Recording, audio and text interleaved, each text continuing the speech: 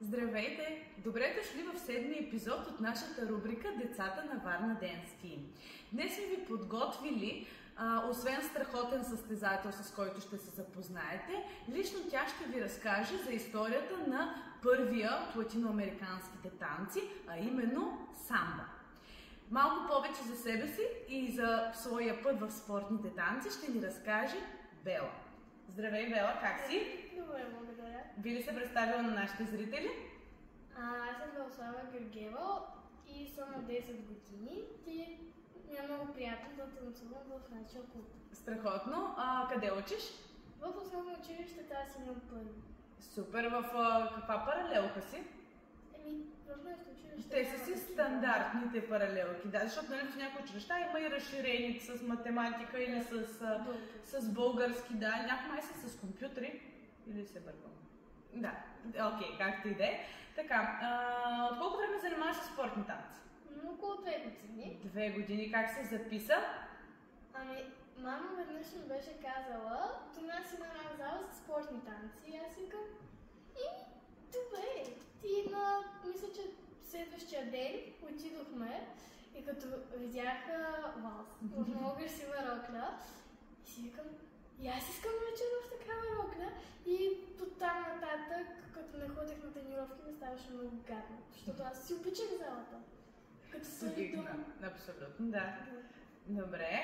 Ти се занимаваш с танци вече втора година. Да, сега мисля, че почвам трета. Вече трета, да, почти навлиза. Добре.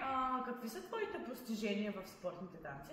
Имам няколко, мисля, че от 3 първи места и най-голямото ми постижение е, че предната година станах национален шампион на България в стандартни танци. В стандартните танци. Ти обичаш повече стандартни танци или латиноамерикански? Латиноамерикански. Латиноамерикански си повече на сърце. Да, но ето, че виж и в стандартите се справиш страхотно, за да постигнеш тази титла като национална шампионка на България. Това е страхотно. Добре. Днес зад нас в нос сме се сложили един инструмент, музикален. Би ли обяснила на нашите зрители за този инструмент? Какво знаеш за него? Че това е метроном и той определя темпото, в което стъпваме. В което стъпваме. Това ли е основното, което трябва да знае един танцор? Да, за този специален инструмент, да. Да, точно така. Много е важно от малки да възпитаме в децата да разпознават ударите и да стъпват в точното темпо. Защото ако един танцор, независимо от танцовия стил, ако говорим дори за балет, за хип-хоп, за контемпорари или няма значение за какво, ако не си на музика, не си танцор. Няма как да стане. Двете основни неща винаги ще са позицията, правилната позиция през цялото време и стъпването в музиката, в темпото. Добре? Ти до момента се състезавал като солов танцор, а отскоро вече практикуваш и в двойка. До момента какви са ти впечатленията? Кое е по-трудно? Със сигурност в двойка. В двойка ти е по-трудно? Да. Да, за някой е по-лесно, за теб специално е по-трудно. Да. Защо? Трябва да се синхронизираш с човека срещу теб. Синхрон е, леко казано, зле.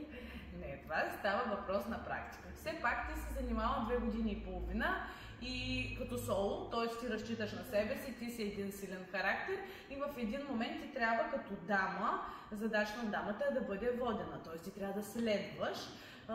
И съответно трябва да свикнеш да следваш. Нали? Така че нормално, всяко начало е трудно, но с практиката ще стане по-лесно. Добре. Какви цели си поставяш за бъдеще? Че искам в двойка да стигна поне C клас до края на състезателния сезон.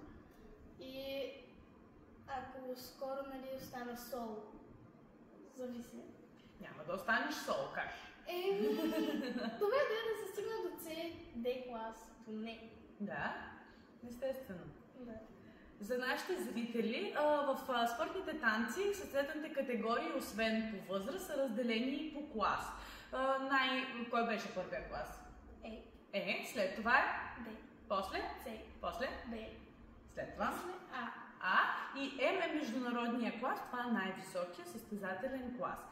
Обикновено това е в категория професионалисти или аматьори. Там се достигат висотите на нашия спорт. За момента ти си Е-клас. На база на състезанията и броя участници си има точкова система и състезателите събират точки, с които преминават следващи състезателни класове на база на събраните точки. Вие сега сте Е-клас и постепенно, нали, зависи от това на какви турнири ходите, какви класации имате, броя участници на дадения турнир, вие ще събирате точки и естествено, че ще минавате в горните класове. Добре. Имаш ли си любим танц? За сега е румба. Румба. С какво характеризираме румба? Ами, че той е един от... Даже според мен е най-трудните от латиноамериканските танци, защото има много техника. Също има специфични движения в бедрата, на ударите 4 раз. И много меки стъпала сякаш. Да. И силни крака. Силни крака, да, добре. Добре, ти ще ни разкажеш, ще запознаеш нашите зрители с един от танците, нали, който си избрахме. Това е първият от американските танци, самба. Би ли разказала за него?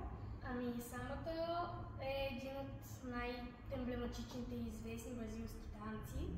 Той има корени в африканските народности и също със времето е станал един от най-известните и важни за Бразилия танци.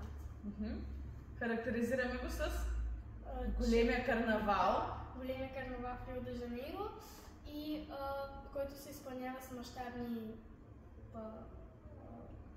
С изключителен голям интерес от страна на туристи и на местни, нали, това е най-големия карнавал. Все пак, нали, когато човек чуе самба, в съзнанието най-вероятно излиза точно този голям пищен карнавал в Рио де Жанейро.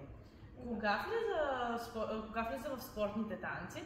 В спортните танци официално самбата влиза през 1959 година. Да, и вече се нарежда заедно с другите латиноамерикански танци, които са чача, румба, пасо добле и джаз. Ритъма на самба е 2/4 и има основно движение баунс, което е пружиниращо.